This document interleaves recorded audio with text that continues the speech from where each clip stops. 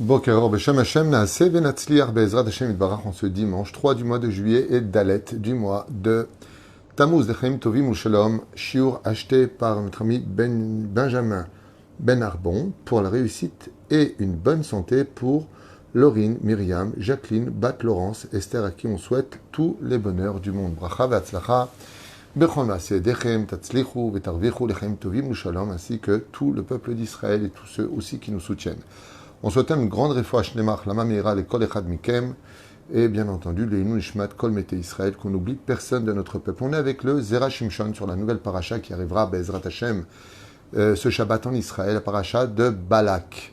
Vous avez remarqué que jusqu'à la paracha de Chouka, eh bien Choukat, cette paracha-là, nous a parlé des problèmes intérieurs du peuple d'Israël, les tlunot à l'échelle nationale, et qu'à partir de la paracha de Chouka, on passe dans une dimension nouvelle, c'est la relation avec le peuple d'Israël et les nations du monde, comme on l'a vu avec Édom dans la paracha de Chouka. Vous allez le voir en France quand ça arrivera ce Shabbat chez vous. Et donc on voit qu'Israël demande à passer par le territoire de Édom, ce qui lui sera refusé. Donc Israël va faire un détour pour ne pas rentrer en collision avec les nations du monde, et puis ensuite, il aura affaire à Amalek, qui va se faire passer pour les Cananéens. Et dans cette paracha, on voit que Balak, le roi de Moab, même s'il est arriviste dans son rôle, va faire appel à Bilham, qui est lui, par contre, le prophète des nations du monde, et ainsi de suite. La paracha de Pinchas, on verra la guerre contre les Midianim. Il y a d'un coup le côté national qui rentre en rapport avec le côté international, dans ces parachutes qui arrivent, pour nous faire comprendre qu'Israël n'a pas qu'un seul rôle, il n'y a pas que le côté national et religieux pratiquant, il y a aussi le rôle à jouer en tant que nation vis-à-vis des nations. Car c'est comme ça que nous avons commencé à exister dans l'histoire. Goy mikerev goy, j'ai pris un peuple, des peuples, de l'entité des peuples, donc Israël doit retourner vers les nations du monde d'une certaine façon en tant que nation. Pour réussir notre mission, il y a un secret d'une importance capitale qui demande trois choses. C'est que pour être une nation communicative et en même temps lumière parmi les nations du monde, hors la Goïm, il faut d'abord que nous soyons réunis. Comme on dit, quand on veut faire une salade, il faut la mettre dans un récipient. On ne fait pas les endives à droite, les oignons à gauche, l'ail de l'autre côté, le sel de l'autre côté. Si on prend plusieurs récipients, il est évident que ça ne le fera pas. D'abord, réunir tout dans un récipient, d'où la terre d'Eretz Israël. C'est en tant que nation que le peuple d'Israël, Be'ezrat Hashem, peut réussir à donner un message universel aux nations du monde. D'où l'importance du kibbutz galouyot, le fait que le Mashiach vienne, comme l'explique le Rambam dans le 11e chapitre du traité de Mélachim. Eh bien, le Mashiach ne peut pas être Mashiach s'il n'est pas capable de réunir les Juifs sur la terre d'Israël. Et si la Torah n'était que l'unique importance de notre peuple, alors pourquoi la terre d'Israël ? Bien parce que on ne peut pas être une nation sans terre et on ne peut pas être uni sans la terre d'Israël. La force extraordinaire que nous offre le pays d'Israël, c'est l'union de devenir une nation, même si se colle à nous toutes sortes de rêveraves ou toutes sortes de, malheureusement, déformations de l'esprit pour nous emmener un peu loin de la Torah. Mais en tout cas, le message n'est pas que religieux dans le monde de la Torah, il est aussi universel. C'est-à-dire que la nation du peuple d'Israël, quand on parle du gouvernement aujourd'hui, Baruch Hashem, celui-là qui vient de s'effondrer en espérant que ce soit le Melech HaMashiach, eh bien, il y a aussi l'aspect, contre toute attente politique, qui va traverser les nations du monde comme un message, comme on l'a vu dans l'Haftara, avec Iftar, qui va rentrer en Massa Matan, comme on vient de le lire dans la paracha de Chouka. Eh bien, Iftar envoie un message au roi de Moab et de Ammon, les mettant en garde sur le fait de ne pas rentrer en guerre contre nous, qu'on n'a rien fait, qu'on a un peuple sorti du pays d'Égypte, qu'on a une terre qui s'appelle Israël, et qu'on a volé la terre à personne. Quoique l'histoire dans la Bible ne cesse de se répéter. Tout le temps, les nations du monde nous ont tout le temps accusés de génération en génération d'être les propriétaires d'une terre qui ne nous appartient pas, alors que Dieu a décidé de nous la donner, et la Bible en est le contrat par excellence aux yeux des nations du monde, que tout le monde reconnaît, même chez l'Ancien Testament pour certains. Eh bien là-bas, c'est marqué noir sur blanc que la terre d'Israël appartient au peuple d'Israël, d'où la terre. La terre d'Israël, ici on l'appelle Palestine, aujourd'hui, Plishtim, eh bien c'est tout simplement parce que l'empereur Adrien, après avoir perdu une guerre assez sanglante contre Bar Korva à l'époque de Bétar, cette grande ville où il vint avec plus de 300 000 soldats se battre contre Bar Korva, a décidé de réutiliser le mot biblique des Philistins et il va appeler Israël en frappant des nouvelles pièces de monnaie, Palestine, Plishtin, repris du grec patati patata, sans entrer dans les détails, et depuis la terre d'Israël, par le piège médiatique extraordinaire de ce rachat qu'était l'empereur Hadrien, un pur rachat de très haut niveau, il a dit, si je n'arrive pas à tuer les Juifs, eh bien, je ferai tout pour que l'histoire soit tronquée. Et donc, depuis, ça s'est appelé la Palestine. Voilà ce qu'on y trouvera. Mais la Palestine ne voulait pas dire le pays des Arabes, parce qu'il n'y en avait pas. Quand étudiez l'histoire, ne vous fâchez pas, étudiez juste l'histoire. Regardez bien. L'histoire, car Israël n'a jamais été rien d'autre qu'un couloir pour passer d'une nation à une autre nation. Et même si Suleiman le Magnifique, les Ottomanides ont essayé de s'approprier Israël, ils sont partis. Même si goutte froide de bouillon était venu envoyé par Richard Cœur de Lion pour conquérir la Jérusalem, personne n'est resté pour une simple et bonne raison, c'est que la terre, restant toujours fidèle au peuple d'Israël, n'a jamais donné ses fruits ni ses légumes, jusqu'au jour où les enfants d'Israël revinrent sur leur terre, Baruch Hashem, et qu'en 1948, l'indépendance de l'État d'Israël fut déclarée pour la nation d'Israël. Et aujourd'hui, Israël est un des plus grands producteurs de fruits et légumes, puisque ses exportations sont désirées dans tous les pays, bien entendu, boycottés, donc on va passer par la Chypre, par toutes sortes de pays intermédiaires, pour pas dire que ça vient d'Israël. Vous plaisantez, il faudrait que ce soit marqué Madine Palestine, pour que le côté médiatique puisse avoir un petit peu sa souplesse d'esprit en disant, bon, ça va, ça vient d'un endroit qui s'appelle la Palestine, comme aujourd'hui d'ailleurs, dans plusieurs chagris-routes, ils osent marquer Jérusalem, capitale de la Palestine. Excusez-moi, mais je voudrais juste remettre un peu les choses et prêt à en débattre avec qui voudra bien l'entendre. Mais il n'y a jamais eu de pays palestinien. Il y a eu la bande de Gaza, qui s'appelait éventuellement, à l'époque biblique, on appelait les Philistins, la bande des Philistins. Mais le pays d'Israël n'a appartenu qu'à 7 nations à l'époque de Yehoshua bin Nun et fut conquis par Yehoshua bin Nun, donné par le Créateur du monde. En d'autres termes, pour tout celui qui croit en Dieu, eh bien, il serait temps d'accepter l'idée que c'est Dieu qui nous a donné cette terre et que cette terre lui appartient et qu'elle appartient au peuple d'Israël comme héritage, comme c'est marqué dans la Bible, on ne l'a pas inventé. Voilà, c'est juste cette petite parenthèse très importante puisque nous allons voir ensemble que les nations du monde vont dire à Dieu, oui, mais on n'est pas la fin de notre peuple. Quel rapport? Je ne sais pas. La diaspora n'est pas la fin de notre peuple. Non, c'est juste une punition. La diaspora, pour ceux qui étudient la Torah, c'est marqué dans Masechet Avot, à cause de 4 fautes, vous serez vomis par la terre vous expulsera exactement, et par la suite, que Dieu fasse d'une pierre deux coups, le fait qu'on soit en galoute pour récupérer les nitzotzot, comme lui dit la Gemara dans Masechet Psachim, eh bien, Dieu a ses plans à lui, mais c'est vrai que la galoute est une punition selon l'origine du fait de sortir de la terre. C'est comme ça que c'est marqué aussi dans Shmuel Bet. Tov, on voit maintenant ce que va nous enseigner le Zera Shimshon, Moreno Arav, Rabbi Shimshon Chaim Nachmani, sans oublier le Rabbi Tam aujourd'hui, c'est sa Iloula. Donc si vous pouvez allumer des bougies encore aujourd'hui pour ce grand sadique qui était Rabbi Tam, Bezrat Hashem, pour ceux qui ne mettent pas les tefilines de Rabbi Tam et qui sont mariés, il serait temps d'acheter une paire et de les mettre tous les jours, Bezrat Hashem.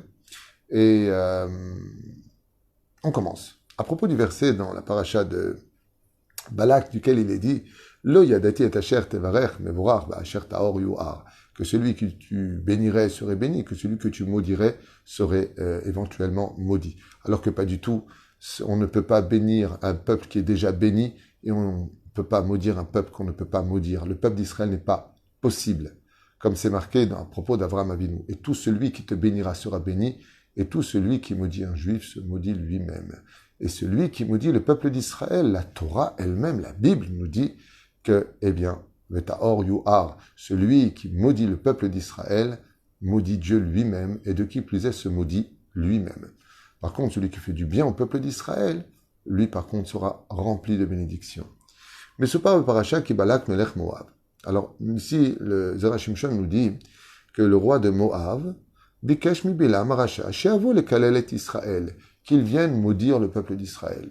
Chas veshalom. Vous savez, comme le dit la Gemara, qu'il y a un moment très très très succinct qui dure une fraction de seconde où à l'aube, comme si le coq se met sur un pied et sa crête devient blanche, un court instant, et à ce moment-là, Dieu se mettrait dans une colère terrible. C'est un moment où Dieu est assis sur ce qu'on appelle le trône de justice, le trône de la rigueur absolue. Et c'est un moment qui dure une fraction de seconde. Et si à ce moment-là, on maudit une personne, eh bien, cette malédiction aurait pu, chas shalom, avoir gain de cause. Et Bilam connaissait ce secret de la fraction de seconde où Dieu se mettait en colère, entre guillemets, pour chas shalom, rappeler la faute du veau d'or, le temps de dire un seul mot de 3 lettres, kalam. Kalam qui veut dire maudit. C'est tout ce qu'il voulait faire, mais Dieu ne s'est pas mis en colère ce jour-là, car on ne peut pas se mettre en colère contre un peuple dont le libre arbitre est si développé et qui a la nuque raide. Le peuple d'Israël a pour mission d'obéir à la Torah et les mitzvot parce que son cœur les lui demande. Dieu ne veut pas de dictature et Dieu ne veut pas que si tu ne veux pas, on te coupe la main ou le pied ou la tête. Dieu veut que si tu viens avec ton cœur. Viens de toi-même, mais viens. Parce que de toute façon, tu finiras par venir. ולכן, כי ידוע הוא שכללותיו ובלכותיו מועילה פעולות שנאמר, כי ידעתי את אשר תברך מבורך, ואשר תרו יואר. Maintenant, le Zora Shimshon, à propos de ce qu'on vient de dire, que si Bilam maudissait, il était maudit, si bénissait, il était béni, ce qui n'était pas tout à fait juste. Mais bon. C'est vrai que les malédictions de Bilam marchaient. Pourquoi? Parce que Bilam avait une particularité, c'est son mauvais œil. Et vous savez que le mauvais œil existe dans le judaïsme, Aïn Ra'a, et ce mauvais œil marchait particulièrement bien chez Bilham. D'où le fait de ne pas être tout le temps sur ses gardes à propos du mauvais œil, mais ne jamais oublier que la bénédiction, comme dit le Talmud, n'existe que là où l'œil n'a pas son regard. En d'autres termes, vivons cachés, vivons heureux. וגם מפני שהיה יודע לכוון הזמן שמידת הדין הייתה מקטרגת על הבריות. Donc, comme on vient de le dire, 2 choses que savait Bilham Aracha. La première, c'est qu'il avait un œil mauvais et que les gens qui ont des yeux mauvais, donc je vous le dis dès maintenant, des gens à ne pas fréquenter, ça ne veut pas dire qu'on va rentrer en guerre contre eux, ça veut dire qu'on ne va pas leur dire bonjour, mais il y a des gens vraiment sur lesquels il est préférable de s'éloigner pour avoir la paix. Ce sont les gens qui sont critiques sur tout le monde, les gens qui ne trouvent jamais de mérite à personne, et les gens qui sont jaloux de tout le monde. Ces gens-là, vraiment, sont à fuir comme la peste. Mamash kipshuto. Bonjour, au revoir. Avalma. Même je rappelle qu'une fois, Rabbi Moshe Deri Zecher Tzadik Kadosh Ivracha, une fois, on était ensemble assis, je lui posais des questions de Torah, et une personne est rentrée. Il s'est levé directement sur sa canne et m'a dit « Emmène-moi ». Je dis « Makara ». Il m'a dit « Emmène-moi ».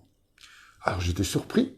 Je dis « C'était pour les fiançailles de mon frère Sami, que Dieu le bénisse, lui et sa femme, que Dieu lui donne une bonne santé à son épouse, Joël Myriam Batsara Yekara. Achlama Meira ». Et ce qui a été très choquant, c'est comment il s'est enfui. C'est pas qu'il est parti, il s'est enfui. Et quand on est rentré dans la voiture et que je l'ai ramené rue Roger au 14, je lui ai demandé pourquoi il était si pressé de partir. Il m'a dit parce que la dame qui est rentrée, elle a un très mauvais œil. Et on peut être touché par son mauvais œil. Alors je dis, c'est pour ça qu'on est parti. Il faut enlever l'œil. Il m'a dit, non, laisse-moi tranquille. À ce point-là, il y a des gens qui ont un œil mauvais. Les PN, derrière Hagav, à propos de cette pathologie que j'étudie depuis tellement d'années, ont cette particularité d'avoir exactement ces facultés, du mauvais œil, de toujours juger durement les gens, de jamais leur trouver du mérite, d'être toujours dans la critique, d'être toujours dans le mal et d'être jaloux de tout le monde. C'est la particularité d'Afka qui caractérise le PN, le pervers narcissique. C'est incroyable. Bezrat Hashem. Et je conseille vivement, je fais une parenthèse, à tout Rav qui se permet de faire des shlom beit, vraiment d'étudier les pathologies avant de vous plonger dans le problème des couples. Parce qu'il y en a beaucoup des problèmes psychologiques. Et si vous ne connaissez pas les maladies, si vous ne savez pas d'où elles viennent, comment elles se développent, vous allez faire beaucoup de dégâts avec uniquement des lois du Shulchan Aruch qui ne sont pas adaptables à l'état psychologique du couple en face de vous. Je ne suis pas là pour vous donner des leçons. Je m'excuse si quelqu'un se vexe de cela, mais c'est la pure vérité. Faites attention à vous de vous lancer sur les shlom bait, de bien étudier tous les cas des pathologies qu'on peut rencontrer, des blessures d'enfance, de viols, et surtout, bien entendu, des PN. Au Beota Sham Amash Aya Mekalel. Donc Bilam connaissait 2 choses. La première, c'est sa force de l'Aïn Hara, comme le dit le Zera Shimshon. Et la deuxième, il connaissait le moment où, eh bien, il se mettait en colère. D'ailleurs, tout le monde pose la même question. Mais Billy, on l'appelle Billy Bilham, ce grand rachat, si tes malédictions réellement, elles marchaient, et que tes bénédictions réellement marchaient, alors pourquoi tu n'as pas béni le roi Balak qu'il gagne Israël? Parce qu'en réalité, il faut savoir que les bénédictions des Réchaïm ne marchent pas. C'est parce qu'ils voient que tu es sur le point de réussir qu'ils te bénissent. Mais en réalité, ils n'ont aucune force dans la bénédiction, car les vraies bénédictions viennent d'Akadosh Baruch Hu. De Dieu ne vient que le bien, le mal ne vient que des Réchaïm. Et la reine, Bilham, pouvait maudire, mais il ne pouvait pas bénir. Qu'est-ce qu'il faisait? Il fait un peu comme tous ces charlatans qui s'habillent comme ça avec des habits religieux et qui se renseignent un petit peu et qui, oui, vous allez faire ça, vous allez réussir, oui, ça, vous allez... quitter Bichlal pour bénir. Toi-même, tu es en difficulté. Toi-même, tu ne sais même pas comment sortir de tes problèmes. Et la reine, Bilam pouvait maudire, mais il ne pouvait pas bénir. Oulam, malgré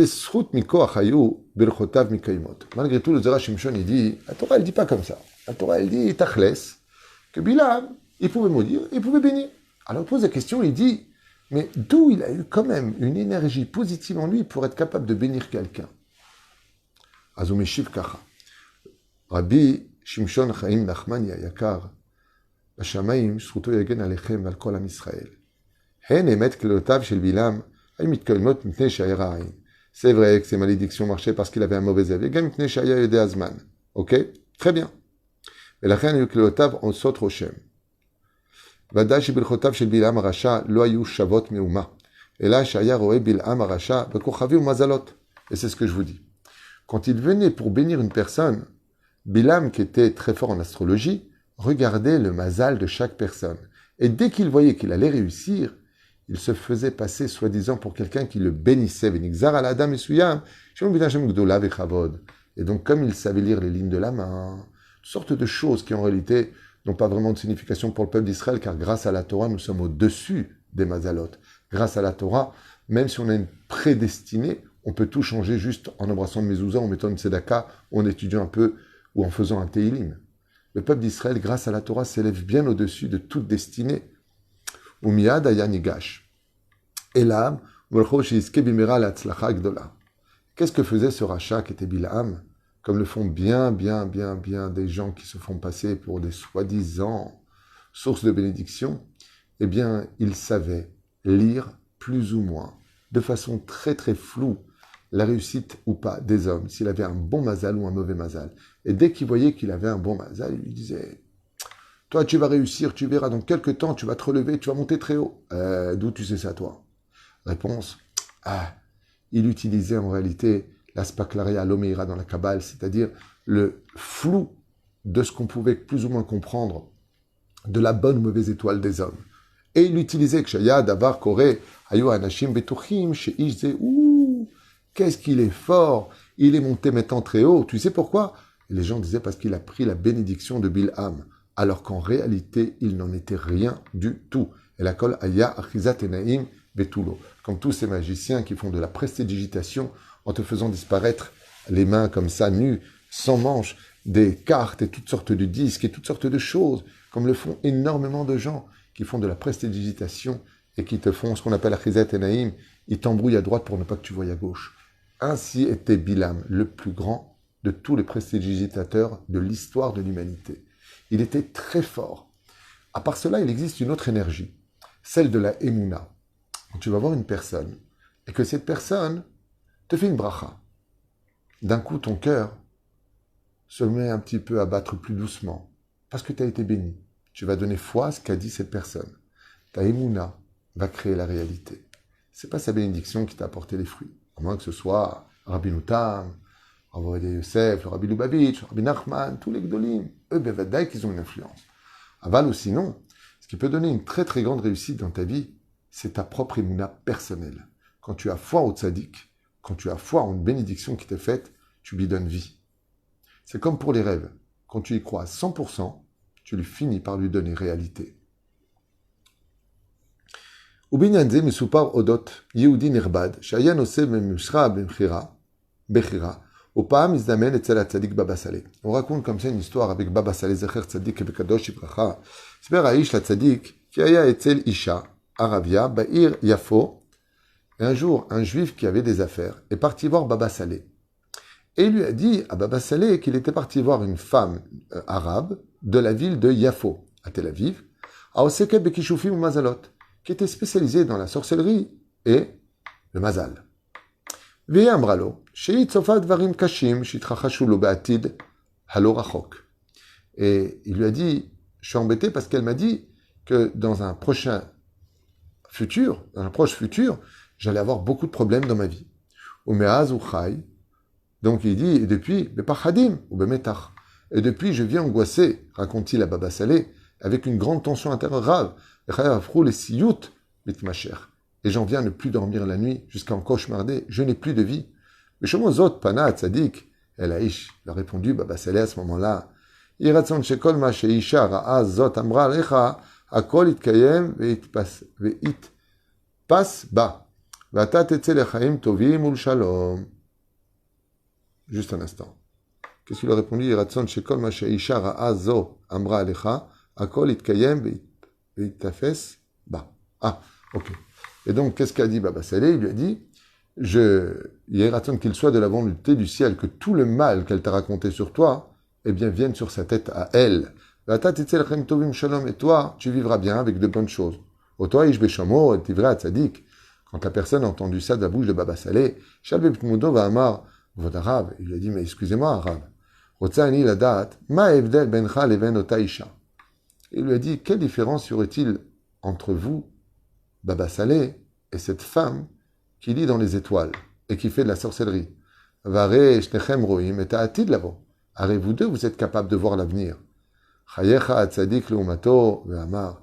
Baba Saleh lui a souri, lui a dit, haivdal atzum rav.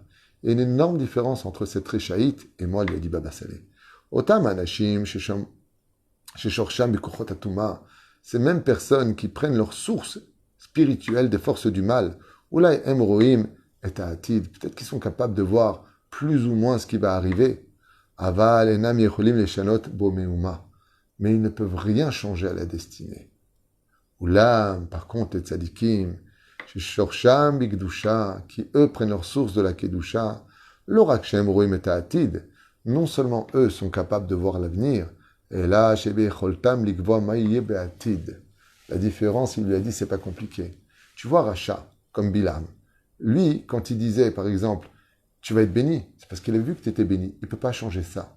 Par contre, le tzaddik, ici, il maudit quelqu'un, chas veshalom. Tu vois la klala, elle fonce sur lui de façon immédiate. Quand un tzaddik, il bénit, tu sois riche, tu te maries, tu as la santé, tu vois les fruits venir rapidement. Il dit, par contre, une personne qui était coincée, une personne qui n'avait pas de mazal, le tzaddik, quand il le bénit, il change sa destinée. Par contre, les sorciers et les réchaïm ne peuvent rien changer. Rien changer. Et quand ils font appel, comme le vaudou, aux forces du mal, en faisant des pactes avec les démons, comme le font certaines personnes, eh bien la différence, c'est que après, tu deviens automatiquement un de leurs esclaves. Ça veut dire que c'est comme la mafia. Quand tu as un problème et que tu appelles la mafia, ils viennent te rendre service, mais après, eux te taxent à vie.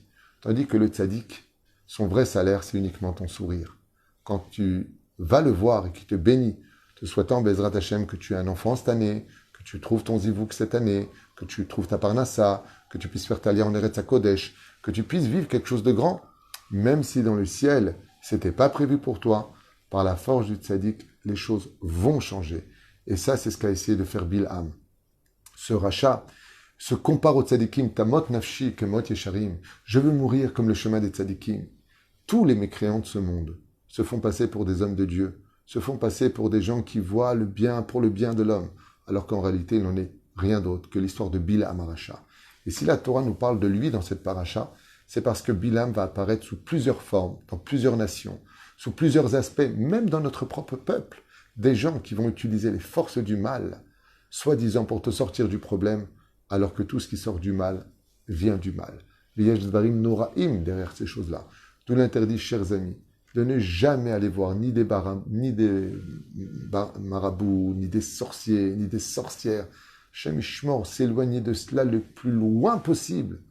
Il suffit simplement d'aller voir un rave qui a l'Irat Shamaïm, le plus simple d'entre eux, et qui voit plus d'1 million de l'autre côté. Parce que Dieu, ce qu'il veut, comme dit Rabbi Nachman de Breslev, si quelque chose te dérange dans ta vie, si tu veux changer ta destinée, est-ce qu'il y a mieux que de parler avec Dieu? Parle avec lui, c'est pour ça que les problèmes existent, pour que tu t'adresses à lui. Et de faire appel pour se venger, pire encore. Il y a des gens qui veulent se venger, ils vont faire appel à toutes sortes de sorciers, toutes sortes de choses néfastes. Tu sais ce qui se passe? Le Zohar HaKadosh nous dit, tout celui qui fait appel à de la sorcellerie pour faire du mal à son prochain, qu'il sache que le jour de sa mort dans la tombe, il se transforme lui-même en serpent, les démons viennent prendre son âme pour en faire un copain. Puisque tu as fait appel à nous, tu resteras avec nous. La reine, le prix à payer n'en vaut vraiment pas la chandelle, comme on peut le constater avec Bil'am Aracha, qui non seulement n'a pas réussi à maudire le peuple d'Israël, mais qui a même transformé à Kadosh Baruch Hu ses malédictions en bénédictions pour faire comprendre que ce n'est pas celui que tu vas voir qui va te changer ta vie, mais uniquement la source qu'il va utiliser, qui va empirer ta vie ou améliorer ta vie. Je vous raconte une petite histoire qui m'a été racontée par une personne, il y a très longtemps de ça, que j'avais rencontré. C'est un arabe qui m'a dit qu'il faisait des choses comme ça, et qu'il aidait aussi bien les juifs que les non-juifs. Et je lui ai dit, qu'est-ce que tu fais? Il m'a dit, voilà, j'ai fait un pacte avec les démons. Je lui ai dit, alors? Et il s'est mis à pleurer. Vous savez ce qu'il m'a dit? Il m'a dit, le problème, c'est vrai que j'arrive à aider les gens, je fais des choses. C'est vrai que ça me fait gagner un peu ma vie. Mais tu ne peux pas savoir combien je souffre, combien je suis devenu esclave de ces démons. Et je sais que ma mort sera pire que toute ma vie, parce que j'ai fait appel à eux, parce que j'ai fait un pacte avec eux. Alors aujourd'hui, je reçois du monde et les gens disent que j'ai des pouvoirs, alors qu'il n'en est rien du tout. Il n'y a pas pire au monde que de faire des pactes. Si Dieu a fermé les portes des mondes parallèles, c'est surtout pas pour qu'on les ouvre. Seuls les tzadikim comme Rabbi Shimon Bar Yochai, Rabbi Meir Balanès, tous les gdolim, eux, ils font ce qu'ils veulent, parce qu'à leur niveau à eux, rien ne peut les atteindre, la Torah les protège. Et des gens comme nous qui sont aussi simples, quand on a des problèmes, si tu as des problèmes de santé, va chez un raf, prends sa bénédiction et va te faire soigner à l'hôpital. Et prie le Créateur du monde, que Bezrat Hashem verra po yerapé, et qu'on n'aille surtout pas voir ou aller taper à la porte des gens qui pensent pouvoir t'aider, où les résultats pourraient éventuellement apparaître, alors qu'en réalité, il n'en est pas du tout. Comme c'est marqué ici, Asher tevarech mevorach, Asher taor yoar. Celui que tu bénissais était béni. Le peuple d'Israël est béni dans sa source, et combien même les choses bloqueraient, ou combien même on nous aurait fait la sorcellerie, il faut savoir que rien n'est plus fort que la force de la parole. Tola at Yaakov, comme le dit Rashi, tout comme la force du ver de terre est dans sa bouche, lui qui n'a rien, tu coupes un ver de terre en deux, il va dans les deux sens. D'accord? Il n'y a pas de membre, il n'y a pas de foie, il n'y a pas de poumon, il n'y a rien. Il part dans les deux sens. Et de la même façon, le peuple d'Israël, sa force est dans la prière. Et si vous me dites, enfin bon, j'ai prié, ça ne sert à rien, il y a deux choses qu'il faut vérifier. Est-ce que tu boirais, toi, de l'eau des toilettes? Est-ce que ta bouche, elle sort pas peut-être trop de vulgarité? Une bouche qui sent mauvais, c'est pas une bouche qui a une mauvaise haleine. Bien sûr que c'en est une. Mais une bouche qui sent mauvais, c'est une bouche qui fait du lachon hara. C'est une bouche qui dit des grossièretés. C'est une bouche qui est mauvaise. Alors cette même bouche, quand elle sort des livrets Torah, quand elle demande des prières à Dieu, Dieu dit, tu sens mauvais. Cette même bouche-là, tu dis des mauvaises choses avec. Et ça retient comme des gros rochers chaque mot de prière qui monte vers le Créateur du monde. Apprends à réparer ta façon de parler. La deuxième chose, pourquoi est-ce qu'on a un problème avec notre bouche? C'est parce qu'on ne prie pas vraiment avec son cœur. On parle. Aval, le 145e Télim nous dit Karov Adonai lechol korehab lechol shaikrahuhu be'emet. Mazotomeret.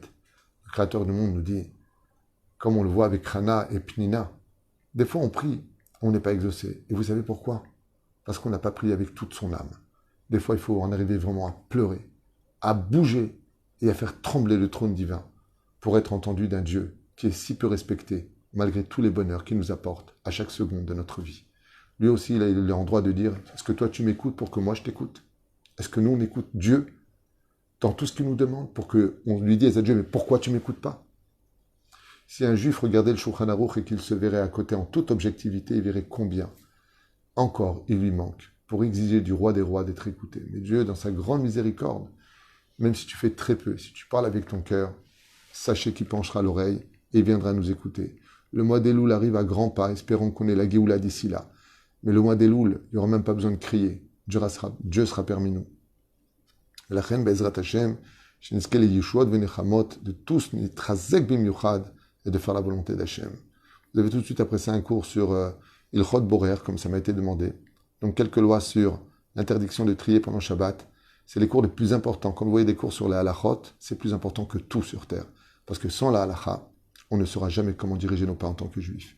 Kol tov et litraot.